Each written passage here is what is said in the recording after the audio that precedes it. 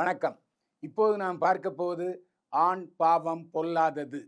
ஆண் பாவம் பொல்லாதது படத்தில் ரியோ ராஜ், மாளவிகா, கிருஷ்ணகாந்த், ஷீலா ராஜ்குமார் மற்றும் பலர் நடித்திருக்கிறார்கள். மாதேஷ் மாணிக்கம் ஒளிப்பதிவு செய்திருக்கிறார். சித்து குமார் இசையமைத்திருக்கிறார். கலையரசன் தங்கவேல் இயக்கி இருக்கிறார். சிவகுமார் முருகேசன் கதை, திரைக்கதை, வசனம் எழுதியிருக்கிறார். இப்பெல்லாம் இயல்பான வாழ்க்கை கதைகளை படமாக்க முயற்சித்து விட்டார்கள். சமீபத்திலே இந்த கால இளைஞர்களின் காதலை டியூடு படம் சொன்னது வெற்றி பெற்றது. அடுத்து இப்போது நாம் வாழ்க்கையிலே சிந்திக்கிற பல தம்பதிகள், ஏன் நமது வாழ்க்கையிலே கூட நடந்திருக்கலாம், அப்படிப்பட்ட ஒரு வாழ்வியல் கதை தான் ஆண் பாவம் பொல்லாதது.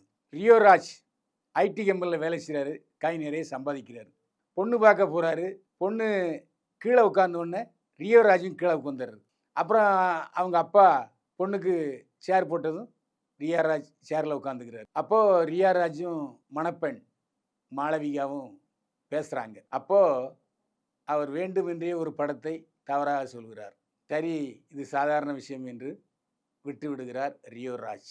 அங்கதான் தப்பு பண்றாரு ரியோராஜ். பெண் பார்க்க போன இடத்துல இந்த மாதிரி தப்புந்தோறுமா கேள்விகளுக்கு பதில் சொன்ன மணப்பெண்ணை ஏற்றுக்கொள்கிறார் ரியோராஜ். ஏன்னா அந்த பெண் பெண்ணியம், அப்புறம் சமூக வலைதளங்களில் நாட்டம், இதையெல்லாம் கொண்டிருக்கிறார். கொஞ்சம் அதிகம் படிக்காவிட்டாலும் நிறைய சமூக வலைதளங்கள், இன்ஸ்டாகிராம், அது ரீல்ஸ்லாம் போட்டுட்டு இருக்காரு. இருவருக்கும் கல்யாணம் ஆகிறது. ஒரு நல்ல ஃப்ளாட்டில் வாழுகிறார்கள். ரொம்ப சந்தோஷமாக தான் வாழ்க்கை போய்கொண்டிருக்கிறது. எப்பவுமே ஈகோ ஆசை 60 நாள், மோகம் 30 நாள்ங்கிறது முடிந்த பிறகுதான் அது தொடங்கும். மனைவி கால் மேலே கால் போட்டு உட்கார்ந்துருக்காரு விழாவில். அது டிரான்ஸ்பரண்ட் சாரி கட்டியிருக்கிறார். எல்லோருமே ஒரு மாதிரி பார்க்குறாங்க. ஏன்னா கால் மேலே போட்டு செருப்பை அப்படி ஆட்டிகிட்டே இருக்காரு மாளவிகா.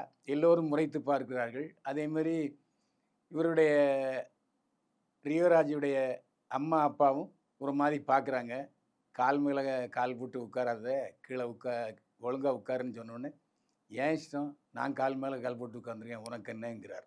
அங்கு ஆரம்பிக்கிறது. அதுக்கப்புறம் திடீர்னு 28,000 கேட்குறாரு மாளவிகா. 28,000 எதுக்குமா உனக்கு செலவு? கரண்ட் பில் நான் கட்டுறேன், வீட்டில் உள்ள எல்லா விஷயங்களும் நானே வாங்கி போடுறேன், அப்புறம் உனக்குன்னு தனியாக செலவு 28,000 என்று கேட்கிறார். அப்போ மாளவிகா சொல்கிறாரு, நான் ஒரு பொட்டிக், அதாவது பியூட்டி பார்லர் வைக்க போகிறேன் ஒரு நண்பனோட சேர்ந்து அப்படின்னு சொல்கிறாரு. இந்த பாரு, எப்போவுமே ஒரு தெரிஞ்ச தொழிலை செய்யணும். நீ ஒரு தொழில் முனைவராகிறது எனக்கு சந்தோஷம்தான். ஆனால் பியூட்டி பார்லர் பற்றி உனக்கு ஏதாவது தெரியுமா? முதல்ல ஒரு 3 மாதம் 4 மாதம் பியூட்டி பார்லருக்கு அசிஸ்டண்ட்டாக போ.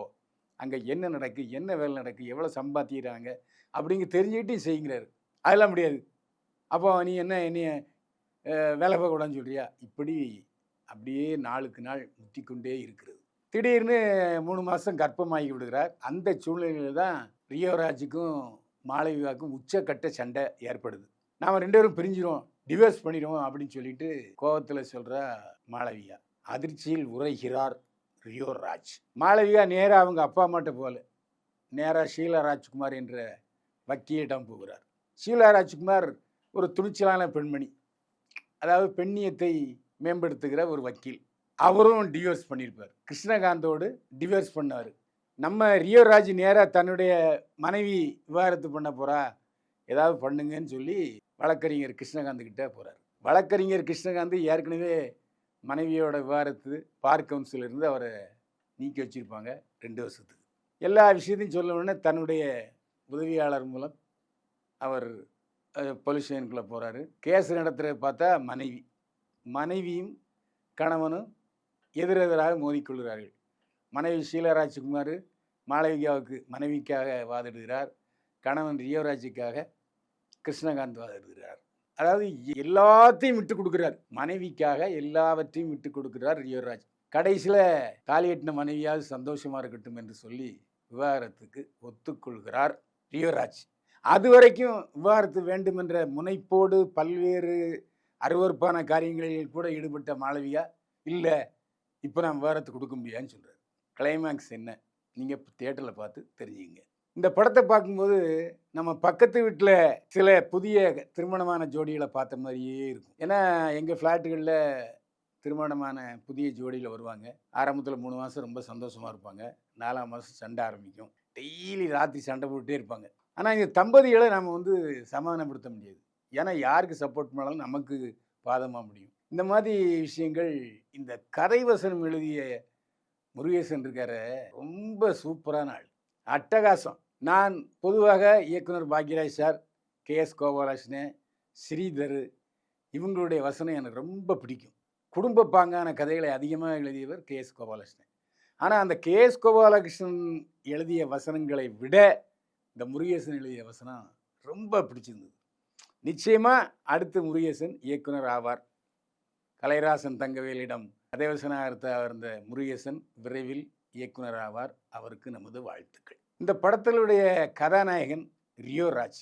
ஏங்க பிகினிங்லேருந்து கடைசி வரைக்கும் வாழ்ந்திருக்கான் மனுஷன். எனக்கு அவர் ரொம்ப நாளாக தெரியும். நல்ல திறமையாளர். அவர் நடித்த சில படங்கள் ஓடவில்லை. நிச்சயமாக சொல்கிறேன், இதுக்கப்புறம் ரியோ ராஜுடைய சம்பளம் 1 கோடி எழுதி வச்சுங்க. ஏனென்றால் ஒரே நேரத்தில் கதாநாயகனானவர்கள் கவின், ரியோ ராஜ். கவினுக்கு சில படங்கள் ஓடின, இப்போ அவருக்கும் சர்க்கிள் இருக்கு. நிச்சயமாக ரியோ ராஜ் கவின் இடத்தை பூர்த்தி செய்வார்.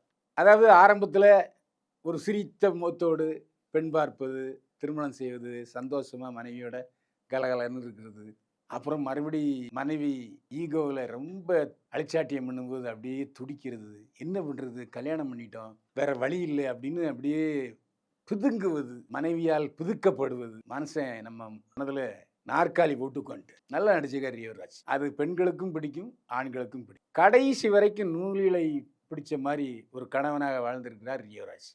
அவருக்கு ஆகா ஓ பாராட்டு, வாழ்த்துக்கள். மாளவிகா மட்டும் என்ன, இதுக்கு முன்னால் ஒரே ஒரு படத்தில் நடிச்சிருக்காரு. இந்த படத்தில் வித்தியாசமான ஒரு மனைவியாக காட்சி தருகிறார். அதாவது சமூக வலைதளங்களில் அதிகமாக இருக்கிறாரு. ஆனால் இந்த இயக்குனர்கிட்ட எனக்கு ஒரு முரண்பாடு என்னென்னா, சமூக வலைதளங்களில் இருக்கிறதே தப்பு அப்படிங்கிற மாதிரி எனக்கு தோணுது. அது வேண்டாம். சமூக வலைதளங்கள் இப்போது தவிர்க்க முடியாத சூழ்நிலை ஆகிவிட்டன. ஃபேஸ்புக் பார்க்குறது, இன்ஸ்டாகிராமில் ஃபோட்டோ போடுறது, இதெல்லாம் ஒரு ஃபேஷன் ஆகிடுச்சு. அதை எப்படி கட்டுக்குள் கொண்டு வருவது என்பதை மிக அழகாக படத்தில் சொல்லியிருக்கிறாரு கலைராசன் தங்கவேல் இயக்குனர். அருமையாக பண்ணியிருக்காரு. அந்த மங்களா கதாநாயகி மாளவிகா பெண்களுடைய மனதை அட்டகாசமாக கவர்வார். இதுவரைக்கும் ஏனோதானவென்று காமெடி பண்ணி கொண்டு கொஞ்சம் அதிகமாக பேசிக்கிட்டு எரிச்சல் ஊட்டுகிற அளவுக்கு இருந்த விக்னேஷ்காந்த் இந்த படத்தில் அதிரி புதிரி பண்ணியிருக்காரு. அதற்கு காரணம் இயக்குனர் கலைராசன் தங்கவேல் என்று நான் நினைக்கிறேன். ஏன்னா இப்படித்தான் நீ பண்ணணும். ஏன்னா நீ காமெடி நடிகன்னு எனக்கு தெரியும். ஆனால் மோன நீ டிவோர்ஸ் ஆகியிருக்க, சோகத்தில் மூழ்கி இருக்க. ஸோ நீ காமெடி பண்ணக்கூடாது. உனக்கு உதவியாளர் வர்றவர் காமெடி பண்ணுவார். விக்னேஷ்காந்த் உதவியாளர் வர்றவர் எப்பா என்னமா நடிச்சிருக்கான் அந்த ஆள். இனிமேல் ஒரு அழகான புத்திசாலித்தனமான திறமையுள்ள ஒரு காமெடி நடிகர் பட்டியலில் விக்னேஷ்காந்த் உதவியாளரை கண்டிப்பாக சொல்ல வேண்டும். ஜென்சன் திவாகர் என்று நினைக்கிறேன், பின்னி படம் எடுத்திருக்காரு. தமிழ் சினிமாவுக்கு ஒரு அட்டகாசமான நகைச்சுவை நடிகர் இந்த படத்திலிருந்து கிடைத்திருக்கிறார். அவர் ஜென்சன் திவாகர். நல்லா பாவனை பண்ணியிருக்காரு. ஒல்லியாக இருந்தாலும் அழகாக நடிச்சிருக்காரு. நம்ம அடிக்கடி குலுங்கி குலுங்கி சிரிக்க வைக்கிறார். வழக்கமாக விக்னேஷ்காந்த் தான் சிரிப்பு நடிகர். ஆனால் அவருடைய கேரக்டர் சோகமான கேரக்டருங்கனால கூட வர்ற கேரக்டர். பின்பாதியில் நல்லா சிரிக்க வச்சுருக்காரு. முன்பாதி கலகலன்னு போகுது, பின்பாதி ரொம்ப சீரியஸாக போகுது. நிறைய வசனங்கள் பேசுவதாக இருந்தாலும் அந்த வசனங்கள் பூரா சிந்திக்க வைக்கிறது. அதாவது ஒரு கணவன் மனைவிக்குள்ள ஈகோ வரவே கூடாது, விட்டு கொடுத்தல் அவசியம்.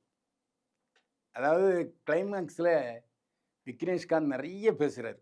அந்த வசனங்கள் அத்தனையும் ரத்தின கற்கள். அந்த விக்னேஷ்காந்த் வசனத்தை இப்போதைய காதல் தம்பதிகளாகட்டும், பெற்றோர்கள் பார்த்து வைத்த திருமண தம்பதிகளாகட்டும், அதை வேத வாக்கா ஃபாலோ பண்ணணும். ஃபாலோ பண்ண சண்டையே வராது. கணவன் மனைவிக்குள் எதனால் சண்டை வருகிறது என்பதை 100க்கு 100 விளாசி தள்ளியிருக்காரு கலைராசன் தங்கவேல். டியூடு படத்துக்கு அப்புறம் இந்த படம் வசூலில் அள்ளோ அள்ளுன்னு அள்ள போகுது, அதில் சந்தேகமே இல்லை. இடைவேளை வரைக்கும் பெண்களை கொஞ்சம் இழிவாக காட்டிய கலைராசன் தங்கவேல் அதுக்கப்புறம் மெல்ல மெல்ல மெல்ல மெல்ல மாளவிகா கேரக்டரை பில்டப் பண்ணியிருக்காரு. நல்லா இருக்கு. ஷீலா ராஜ்குமார் சில படங்களில் கதாநாயகன் நடிச்சிருக்காங்க. இந்த படத்தில் ஒரு கம்யூனிஸ்ட் வக்கீலாக, பெண்ணியத்தை மேம்படுத்தும் வக்கீலாக வர்றாரு. நல்ல வாதிடுகிறார், நல்ல பாவனைகளை வெளிப்படுத்துகிறார். கடைசியில் தான் கலந்து கொண்ட வழக்கு விவாதங்களே தன்னுடைய வாழ்க்கையை தொட்டு செல்கிறது என்று சொல்கிற பொழுது அவர் திருந்துகிற கட்டம் ரொம்ப நல்லா இருக்குது. ஆனாலும் தோழர்னு சொல்லும்போது வெறுப்பிடிக்குது. அதாவது கம்யூனிஸ்டத்தை கிண்டல் பண்ணுறாரா ஆதரிக்கிறாரா என்பதும் தெரியவில்லை ஷீலா ராஜ்குமார். ஆனால் அதே சமயத்தில் அவர் ஒரு விடுதலை அதாவது நாத்தியம் பேசும் பெண்மையிடம் பேச போகும்போது தான் அவர் பெண்ணியம்னா என்னன்னு தெரியுது. அவர் சொல்றாரு, பெண்ணியம் என்பது ஆணும் பெண்ணும் சமம், கணவன் மனைவியும் சமங்கிற மட்டும் இல்ல. நம்ம பஸ்ஸில போம்போது ஆண்கள் உட்கார்ந்திருந்தா, எந்திரி இது பெண்கள் சீட்டுன்னு சொல்றோம் இல்லையா? அது அல்லாமல் ஆண்களும் ஆண் உட்கார்ந்திருந்தா, பெண் சீட்ல உட்கார்ந்திருந்தா, அதை விட்டுக் கொடுப்பது தான் பெண்ணியம்னு சொல்றாரு பாருங்க. அந்த இடத்துல அந்த பெண்ணியத்துக்கு உண்மையான ஒரு கருத்தை சொல்லியிருக்கிறார் கலையரசன் தங்கவேல். முருகேசன் வசனம் எழுதியிருக்காரு. பிரமாதம். ஒளிப்பதிவு செய்திருக்கிறார் மாதேஷ் மாணிக்கம். இது பட்ஜெட் படம். ஒரு ஊட்டிக்கோ, கொடைக்கானலுக்கோ இல்ல வெளிநாட்டுக்கோ போய் சாங்லாம் எடுக்கல. ரொம்ப நேட்டிவிட்டியோட கதைக்கு என்ன தேவையோ அதை ஒளிப்பதிவு செய்திருக்கிறார் மாதேஷ் மாணிக்கம். அவருக்கு நமது பாராட்டு. சித்து இசையமைத்திருக்கிறார். தரமான இசையமைப்பு. இன்னும் கொஞ்சம் பின்னணி இசை சேர்ப்புல கொஞ்சம் அதிகமா கவனம் செலுத்த வேண்டும் என்பது என்னுடைய கருத்து. முருகேசன் எழுதி கலைராசன் தங்கவேல் இயக்கிய ஆண் பாவம் பொல்லாதது இன்றைய தம்பதிகள், காதலித்து குன்றுப்போர்கள் கண்டிப்பாக பார்க்க வேண்டிய படம் அல்ல, படிக்க வேண்டிய பாடம். எல்லோரும் தியேட்டரில் போய் பார்த்து ஆண் பாவம் பொல்லாதது படத்தை வெற்றி படமாக்குங்கள். உங்களையும் திருத்திக் கொள்ளுங்கள், கற்றுக்கொள்ளுங்கள். கற்றுக்கொண்டு வேண்டிய விஷயம் நிறைய இந்த படத்தில் இருக்கு. எப்படி பாண்டியராஜன் படம் ஆண் பாவம் பரபரப்பை ஏற்படுத்தி வசூலி சாதனை படைத்ததோ அதை விட அதிகமாக ஆண் பாவம் பொல்லாதது சாதனை படைக்கும். பைல்வான் பார்வையில் ஆண் பாவம் பொல்லாத படத்துக்கு 100க்கு 65 மதிப்பெண்கள். மீண்டும் சந்திப்போம். வாழ்க வளமுடன்.